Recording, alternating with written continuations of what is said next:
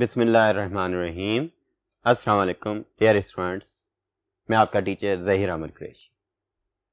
उम्मीद है आप सब खैरियत से होंगे और अपने लेक्चर्स को अच्छे से प्रिपेयर भी कर रहे होंगे। आज का हमारा लेक्चर कल के लेक्चर के लास्ट पार्ट की कंटिन्यूटी है, जिसके अंदर हमने स्टार्ट किया था कि use of computer in today's life से। उसके अंदर हमने मोबाइल कंप्यूटिंग के बारे में पढ़ा था और आज हम डिस्कस करेंगे अपने टॉपिक्स के अंदर IoT, cloud computing. What is IoT? IoT is the internet of things. आप लोगों ने देखा होगा कि घरों के अंदर आप एनोनिमसली किसी एक स्पेसिफिक वर्ड को या किसी नाम को पुकारते हैं और डिजिटल वॉइस आपको सुनाई देती है। लाइट्स ऑटोमेटिकली ऑन हो रही, डोर्स ऑटोमेटिकली ओपन हो जाते हैं, ऑटोमेटिकली क्लोज हो जाते हैं। अगर समर सीजन है तो फैंस ऑटोमेटिकली ऑन हो जाएंगे जैसे ही आप रूम में एंटर हुए। तो बेटा इस तरह से जो डिफरेंट ऑपरेशंस परफॉर्म हो रहे होते हैं, ये सारे के सारे किससे रिलेटेड हैं? आईओटी से रिलेटेड आ जाते हैं। अक्सर डिफरेंट ऑफिसेज में आप चले जाएं, जैसे ही आप डोर के करीब गए खुद ब खुद डोर ओपन हो गए और जैसे ही आपने डोर क्रॉस किया डोर बंद भी हो जाता है। ये भी किस में आता है? ये भी ऑटोमेटिक डोर्स हैं। यहां पर भी सेंसर्स लगे हुए हैं जो सेंस करते हैं कि एनी ऑब्जेक्ट इज देयर और इस तरह से डिफरेंट ऑपरेशंस परफॉर्म कर रहे होते हैं सेंस करके। तो आईओटी के अंदर हमारे पास डिफरेंट इक्विपमेंट्स यूज हो रहे होते हैं। उन इक्विपमेंट्स के जरिए से हम डिफरेंट ऑपरेशंस को परफॉर्म कर रहे होते हैं और उन इक्विपमेंट्स को हम कंट्रोल थ्रू वायरलेस नेटवर्क कर रहे होते हैं। तो बेटा इसे डिफाइन करते हैं आईओटी, जिसकी full form internet of things आ जाती है। बेसिकली ये है क्या? IoT is the interconnection of computer network with physical devices.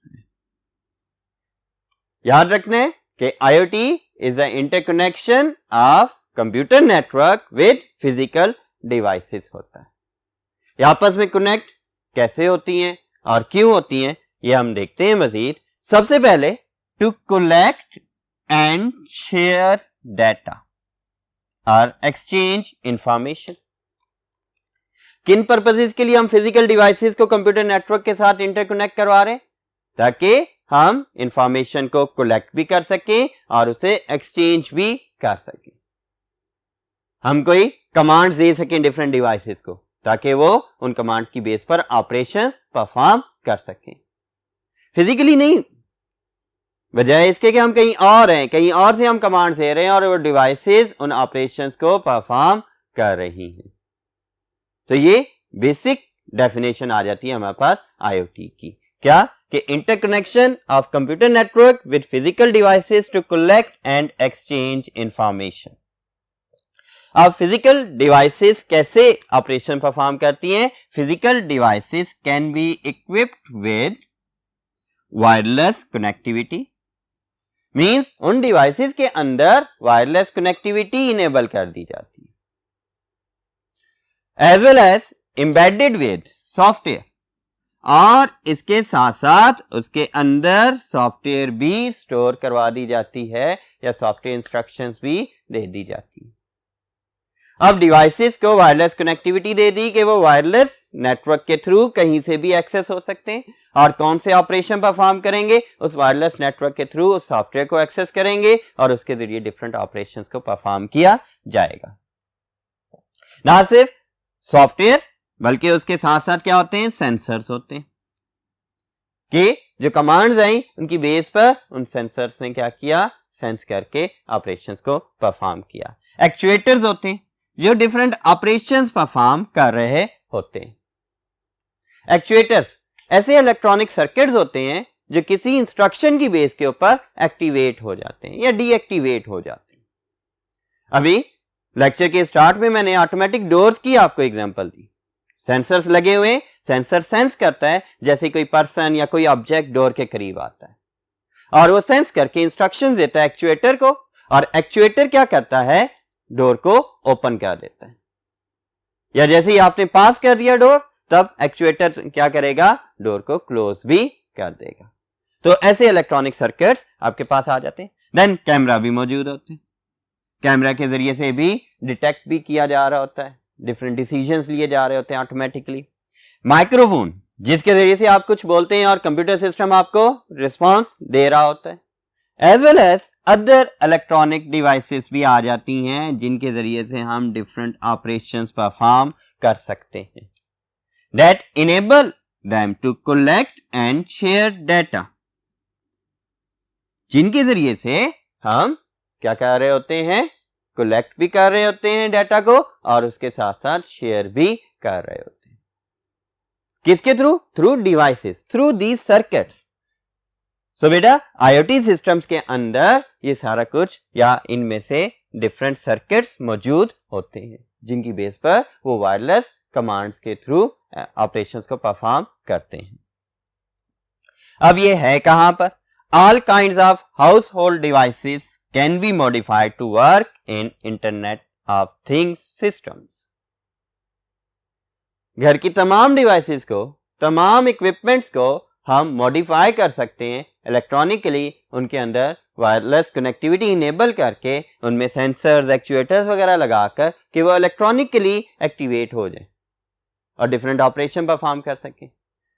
ठीक है, and those are called smart devices. ऐसी डिवाइसेस जो वायरलेस कनेक्टिविटी के जरिए से ऑटोमेटिक ऑपरेशन परफॉर्म कर रही होती हैं, उन्हें हम स्मार्ट डिवाइसेस भी कहते हैं।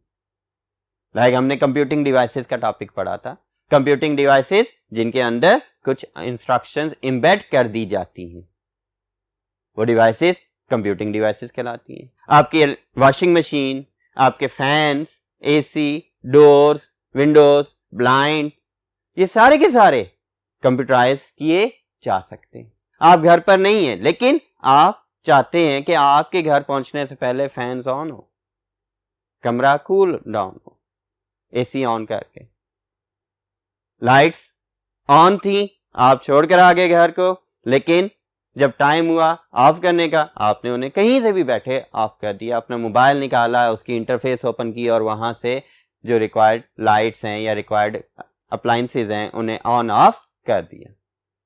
तो ये सारा कुछ किसके अंदर, किसके थ्रू हो सकता है? इंटरनेट ऑफ थिंग्स के थ्रू हो सकता है। इसी तरह से ऑटो पायलट कार्स हैं। अब ऑटो पायलट कार्स के अंदर कोई पायलट या ड्राइवर नहीं होता, वो खुद ब खुद डिसीजन ले रही होती हैं कि कहां पर टर्न करना है, कहां पर ब्रेक लगानी है, कहां पर गियर अप करनी है, कहां गियर डाउन करनी है, कहां ओवरटेक लेना है। तो ये सारा कुछ किस बेस पर हो रहा है? सेंसर्स लगे, कैमरास लगे, एक्चुएटर्स हैं, जिनके जरिए से डिफरेंट ऑपरेशंस परफॉर्म हो रहे होते हैं। और उन्हें पाथ कहां से मिल रहा होता है? थ्रू वायरलेस कनेक्टिविटी उन्हें मैप दिया गया होता है और जहां पर पहुंचना है उसका कार ने या जो उसका ऑनर है वो उसे इंस्ट्रक्शंस दे रहा होता है।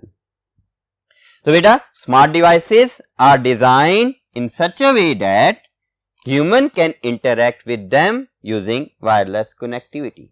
इन तमाम स्मार्ट डिवाइसेस को ऐसे डिजाइन किया जाता है कि ह्यूमन वायरलेस कनेक्टिविटी के जरिए इसके साथ इंटरैक्ट कर सकता है और डिफरेंट ऑपरेशंस को परफॉर्म कर सकता है। रिमेनिंग पॉइंट्स के लिए हम नेक्स्ट बोर्ड की तरफ मूव करते हैं। सो बेटा next point, smart homes, auto pilot cars, electronic manufacturing plants etcetera can be the examples of internet of things, IoT. अब स्मार्ट होम्स के बारे में तो हमने डिस्कस कर लिया, ऑटो पायलट कार्स को भी अभी हमने डिस्कस किया है। ये इलेक्ट्रॉनिक मैन्युफैक्चरिंग प्लांट्स कौन से? कंप्यूटर इंटीग्रेटेड मैन्युफैक्चरिंग एक टर्म है और वो यूज होती है इलेक्ट्रॉनिक मैन्युफैक्चरिंग प्लांट्स के लिए। ऐसे मैन्युफैक्चरिंग प्लांट्स जिसके अंदर ऑपरेशंस कंप्यूटराइज फॉर्म में by using robotic arms perform किए जा रहे होते हैं। और रोबोटिक आर्म्स इतनी सेंसिबल होती हैं कि तमाम लेबर वर्क वो परफॉर्म कर रही होती है। जो भी मैन्युफैक्चरिंग हो रही है वो करेक्टली हो रही है या नहीं हो रही, उसकी क्वालिटी, ये सारा कुछ भी रोबोटिक आर्म्स मॉनिटर कर लेती हैं। और मैन्युफैक्चरिंग से लेकर डिस्पैच तक के तमाम ऑपरेशंस को भी कंप्यूटराइज वे में ही परफॉर्म किया जा रहा होता है। तो ऐसे प्लांट्स में भी आईओटी ही यूज हो रहा होता है। उन रोबोटिक आर्म्स को इंस्ट्रक्शंस कहां से मिल रही होती? Through wireless connectivity. Computer operators या जो वहां पर इंजीनियर्स बैठे हैं, वो इंजीनियर्स उन्हें इंस्ट्रक्शंस दे रहे होते हैं। बेटा इसकी एग्जांपल्स में आपके पास कार मैन्युफैक्चरिंग प्लांट्स मौजूद हैं इंटरनेशनली। उसके साथ आपकी जो कोल्ड ड्रिंक्स वगैरह के प्लांट्स हैं इंटरनेशनल लेवल पर, वो भी आपके इलेक्ट्रॉनिक वे में डेवलपमेंट कर रहे हैं, मैन्युफैक्चरिंग कर रहे हैं। तो और इस तरह से बहुत सारी एग्जांपल्स हैं जहां पर आईओटी यूज हो रहा होता है। अब हम डिस्कस करते हैं एक शॉर्ट क्वेश्चन जो आपकी एक्सरसाइज के हवाले से भी है, और यहां पर एक हेडिंग भी थी आपके पास के smart homes. What are smart homes? Smart home is a popular application of IoT. याद रखें कि आपसे एग्जांपल पूछी जाए कि what is the example of IoT, तो आप स्मार्ट होम बता दें। आजकल जो लेटेस्ट होम बन रहे हैं उनके अंदर जो शौकीन बंदे हैं टेक्नोलॉजी से रिलेटेड एनवायरनमेंट क्रिएट करते हैं और उसके अंदर वो पेनलेस वे के अंदर डिफरेंट ऑपरेशंस को परफॉर्म करवा रहे हैं। ठीक है, these are the homes equipped with various electronic devices. इन घरों में क्या है? बहुत सारी इलेक्ट्रॉनिक डिवाइसेस इक्विप्ड होती हैं that can be controlled remotely, जिन्हें रिमोटली कंट्रोल किया जा सकता है विद स्मार्टफोन और कंप्यूटर्स थ्रू आईओटी सिस्टम। सो ऐसे घर जिनके अंदर बहुत सारी इलेक्ट्रॉनिक डिवाइसेस होती हैं जिन्हें कंट्रोल किया जा सकता है कहीं से भी, रिमोटली मतलब कहीं से भी, कहीं किसी भी दूसरे शहर, किसी भी दूसरी जगह, किसी भी ऑफिस में से भी उन्हें कंट्रोल किया जा सकता है। किसके थ्रू? Through smartphones. अपना मोबाइल फोन निकाला, उसकी एप्लीकेशन जो आईओटी सिस्टम कहलाता है वो ओपन की और तमाम डिवाइसेस को कंट्रोल कर लिया। अगर मोबाइल नहीं तो कंप्यूटर्स के अंदर आपने उसकी इंटरफेस इंस्टॉल की हुई है और उसके थ्रू आप डिवाइसेस को कंट्रोल कर सकते हैं, अपने घर के डिफरेंट ऑपरेशंस को, डिफरेंट एक्शंस को परफॉर्म कर सकते हैं। तो बेटा ये था आपके पास आईओटी से रिलेटेड टॉपिक। उम्मीद है कि एक नया स्कोप आपको मिला होगा कि कंप्यूटर और किस किस तरह से यूज हो रहा है आजकल। इसके साथ साथ हम नेक्स्ट टॉपिक स्टार्ट करते हैं, दैट इज क्लाउड कंप्यूटिंग। बच्चों आपने क्लाउड्स का नाम तो सुना होगा, iCloud, Google cloud, real clouds, SoundCloud etcetera, और बहुत सारे क्लाउड्स का नाम आपने इस तरह सुना होगा। वो हैं क्या? वो बेसिकली एक सर्विस है जो कि हमें प्रोवाइडेड है। तो डिस्कस करते हैं एक्चुअली क्लाउड कंप्यूटिंग है क्या और इससे हम किस तरह से बेनिफिट उठा सकते हैं। It is a service, remember ये एक सर्विस है। क्लाउड कंप्यूटिंग कोई डिवाइस नहीं है, ये एक सर्विस है provided and managed by third party companies. एक और टर्म आ गई, थर्ड पार्टी कंपनीज। ये एक ऐसी सर्विस है जो किसी और की रिसोर्सेज को किसी और को प्रोवाइड कर रही होती। लाइक आपके पास हार्ड डिस्क बहुत बड़ी है, आपने लगा ली है अपने कंप्यूटर के अंदर, वो यूजलेस जा रही है, आप उसे क्लाउड पर शेयर कर देते हैं और वो कंपनी क्या करेगी, आपको उसके अगेंस्ट पेमेंट करती रहेगी। अब मुझे स्टोरेज चाहिए एक्स्ट्रा डाटा स्टोर करने के लिए, बजाय इसके कि मैं एक नई हार्ड डिस्क लाकर अपने कंप्यूटर में लगाऊं, उसकी वजह मैं क्लाउड सर्विसेज को यूज कर लेता हूं और क्लाउड सर्विस को मैं पे करता हूं और स्टोरेज परचेज कर लेता हूं ताकि मैं अपना डाटा वहां पर स्टोर कर सकूं और उस डाटा को मैं कहीं भी थ्रू इंटरनेट कनेक्शन एक्सेस भी कर सकूं। ठीक है, तो बेटा ये एक ऐसी सर्विस है जो कि थर्ड पार्टी कंपनीज प्रोवाइड कर रही हैं। थर्ड पार्टी कंपनीज मींस के थर्ड पर्सन कंपनीज हैं, ऐसी कंपनीज हैं जिनकी अपनी सर्विसेज नहीं है, वो किसी की सर्विसेज को किसी और को प्रोवाइड कर देती हैं। ये करती क्या है, it allows to use hardware and software resources without buying and installing them on our own computers. तो बच्चों याद रखें, without buying and installing them on our own computers, ये अलाउ कर रहे होते हैं कि हम hardware as well as software resources को भी एक्सेस कर सकें। आज तक आप लोगों ने स्टोरेज के पॉइंट ऑफ व्यू से क्लाउड्स को देखा होगा। लाइक आपको इतना कंसेप्ट है कि उसमें डाटा हम स्टोर कर सकते हैं, हम कहीं से भी उसे एक्सेस कर लेते हैं।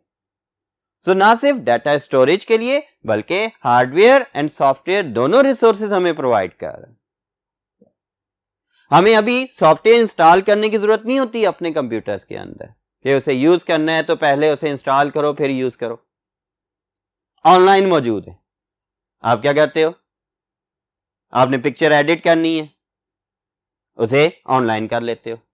आपने MP4 को MP3 में कन्वर्ट करना है, आप बजाय उसके कि कोई कन्वर्टर अपने कंप्यूटर में पहले इंस्टॉल करो फिर उसके थ्रू कन्वर्ट करो, उसकी बजाय आप ऑनलाइन सर्विसेज को ओपन करते हो, ऑनलाइन सॉफ्टवेयर ओपन करते हो और उसके जरिए से कन्वर्ट कर लेते हो।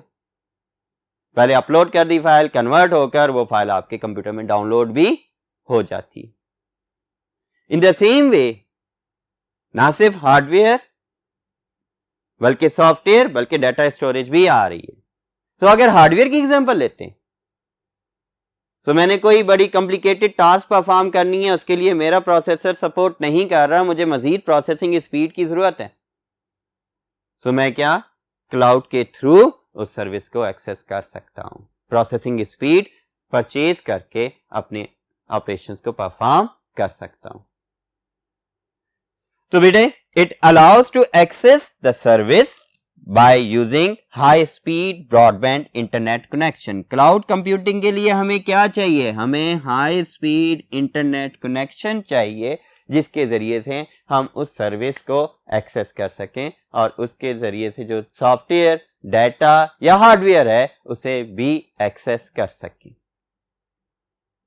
तो बेटा आपको इसकी डेफिनेशन या इसके बारे में ये अंडरस्टैंडिंग अभी मिल गई कि क्लाउड कंप्यूटिंग बेसिकली एक सर्विस है जो कि थर्ड पार्टी कंपनीज प्रोवाइड कर रही हैं और इसके जरिए से हम हार्डवेयर एंड सॉफ्टवेयर रिसोर्सेज को अपने कंप्यूटर्स के ऊपर without buying without installing use कर सकते हैं by using what, by using high speed broadband internet connection. मजीद पॉइंट्स को नेक्स्ट बोर्ड पर डिस्कस करते हैं, तो चलते हैं नेक्स्ट बोर्ड की तरफ। ओके बच्चों, क्लाउड कंप्यूटिंग के लिए हमें ना तो हार्डवेयर परचेज करने की जरूरत है और ना ही सॉफ्टवेयर परचेज करने की जरूरत है। सो हमारा डाटा कहां स्टोर हो रहा है, हम जो सर्विसेज यूज कर रहे हैं हार्डवेयर सर्विसेज को, वो किसका प्रोसेसर हम यूज कर रहे हैं। अगर सॉफ्टवेयर की बात है तो जो सॉफ्टवेयर हम ऑनलाइन यूज कर रहे हैं वो किधर इंस्टॉल्ड है। तो बेटा it does not matter where the hardware and software is located.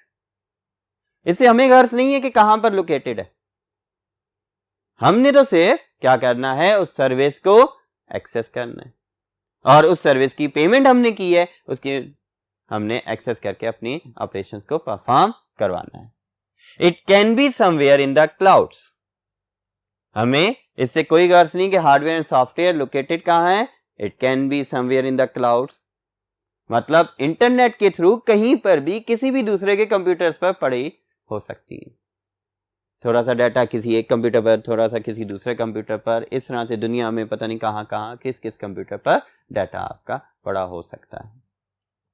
It is a way of outsourcing the computing requirements.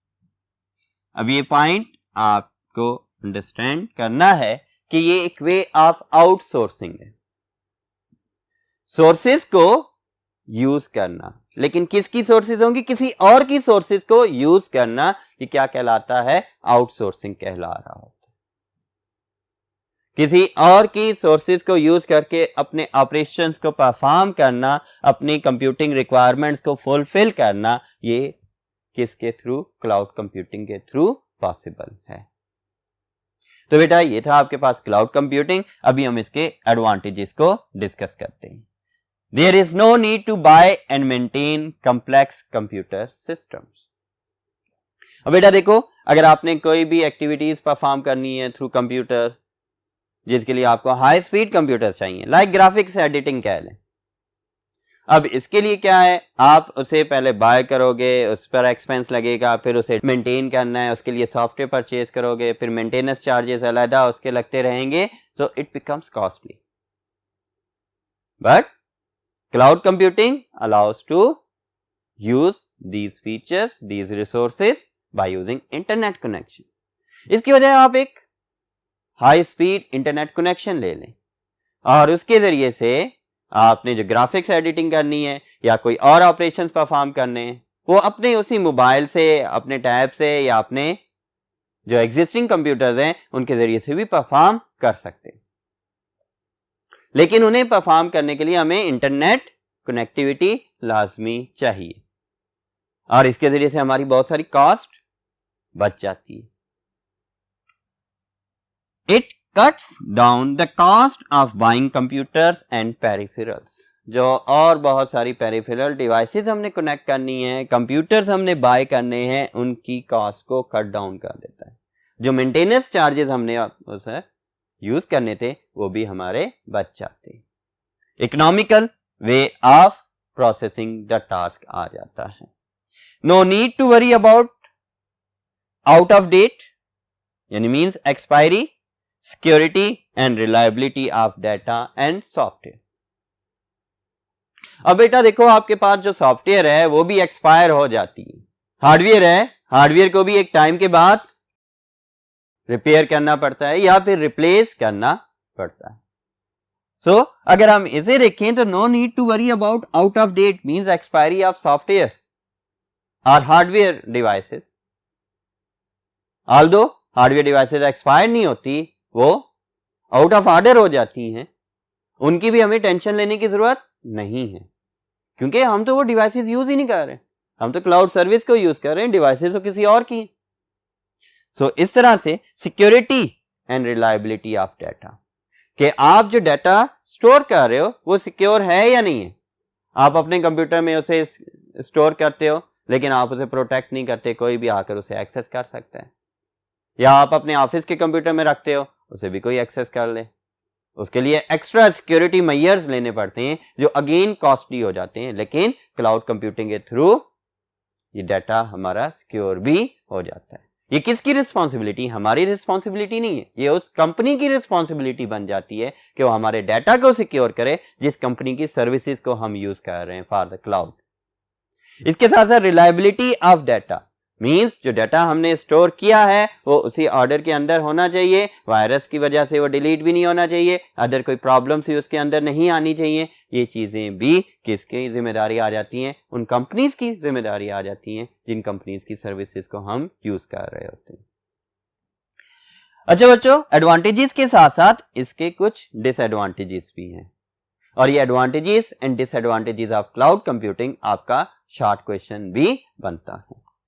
Disadvantages के अंदर देखते हैं, it requires high speed broadband internet connection. High speed broadband internet connection available every time to perform computing operations. बेटा जब भी हम cloud computing की बात करते हैं, अगर हमारे पास इंटरनेट कनेक्शन स्लो है तो हम एक फाइल अपलोड करें, it will take time to upload the file. या हम उधर ऑपरेशंस की कमांड दे देते हैं, वो कम स्लो इंटरनेट की वजह से वो ऑपरेशंस बहुत स्लोली परफॉर्म हो रहे होते हैं, फिर डाउनलोडिंग में आपका टाइम लग रहा है. तो इस तरह से ये आपके पास इफेक्टिव नहीं हो सकता. इसके लिए हमें हाई स्पीड इंटरनेट कनेक्शन हर वक्त चाहिए, 24/7 हमें ये कनेक्शन रिक्वायर्ड होता है. Privacy and security risk of storing valuable data. इससे कैसे? अब हमारे डाटा की प्राइवेसी और सिक्योरिटी रिस्क भी मौजूद है. हमने एडवांटेज में कहा कि जी सिक्योरिटी इज नॉट मैटर, लेकिन हम यहां पर कह रहे हैं कि सिक्योरिटी रिस्क मौजूद है. Hackers can attack those systems where our data is stored. Security risk of storing valuable data on someone else computer at unknown locations. हमें नहीं पता हमारा डाटा कहाँ स्टोर्ड है, किसके कंप्यूटर्स पर स्टोर्ड है, तो ये एक माइनर सा रिस्क है. लेकिन जब आपको जो कंपनीज ये सर्विस प्रोवाइड कर रही होती हैं तो उन्होंने डिफरेंट मेजर्स अप्लाई किए होते हैं जिनके जरिए से वो आपके डाटा को मोर प्रोटेक्ट कर रहे होते हैं और वो रिस्पॉन्सिबल हैं कि आपका डाटा कोई और एक्सेस ना कर सके।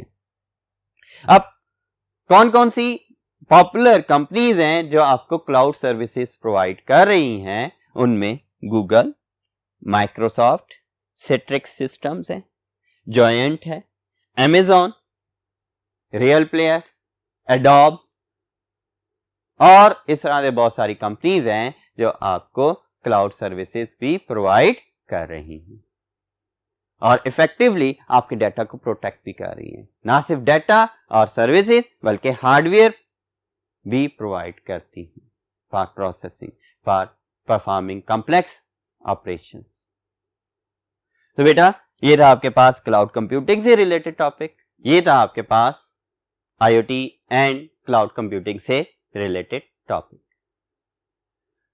उम्मीद है कि आपको समझ आई होगी, इसके एडवांटेजेस डिसएडवांटेजेस भी पता लग गए होंगे और आईओटी के बारे में स्पेशली आपको पता लग गया होगा कि कैसे हम डिफरेंट आईओटी ऑपरेशंस को परफॉर्म कर सकते हैं। बाकी टॉपिक्स को नेक्स्ट लेक्चर में डिस्कस करते हैं और तब तक के लिए इजाजत चाहता हूं। अल्लाह हाफिज।